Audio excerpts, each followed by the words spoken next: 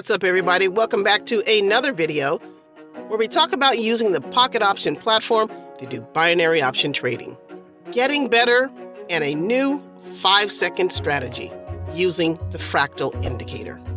If you are new to the channel and it's your first time visiting, take the time to look at the previous videos so you know what we've been talking about up until now.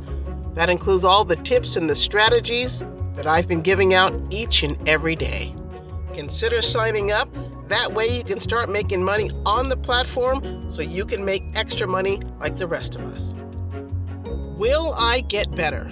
Yes, you will.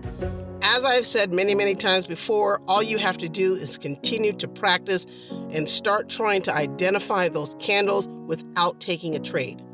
Look through them, make sure you pull that price back, and always make sure that you're getting your confirmations. Getting better takes time. I know it can be frustrating, especially when you see a reversal on a setup that you thought was going your way.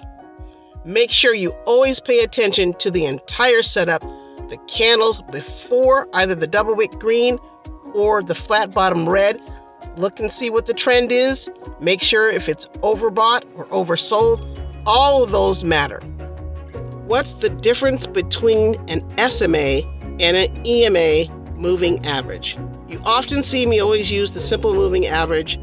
Basically what that does, it measures the trend direction over a period of time in regards to the candles that you're using.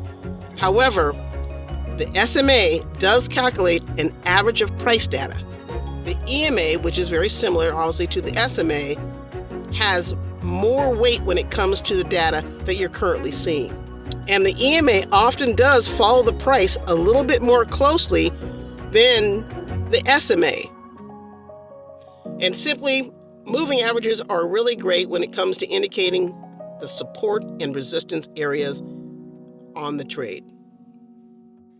But the SMA is one of the easiest moving averages to use. And that's why you see a lot of people using it. Okay, today's strategy is something new, and I've tried it and it works. And we're going to be using the fractal with the 5-second strategy. We're looking for the pullback on the candle. Now, with the fractal indicator, we are looking at the arrows by price movement.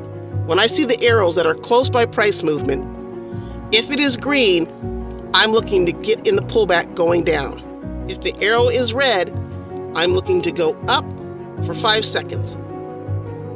Okay? And always with the 5-second, you can still always get in those momentums, whether it's pushing up or it's pushing down. Let's see how these trades play out.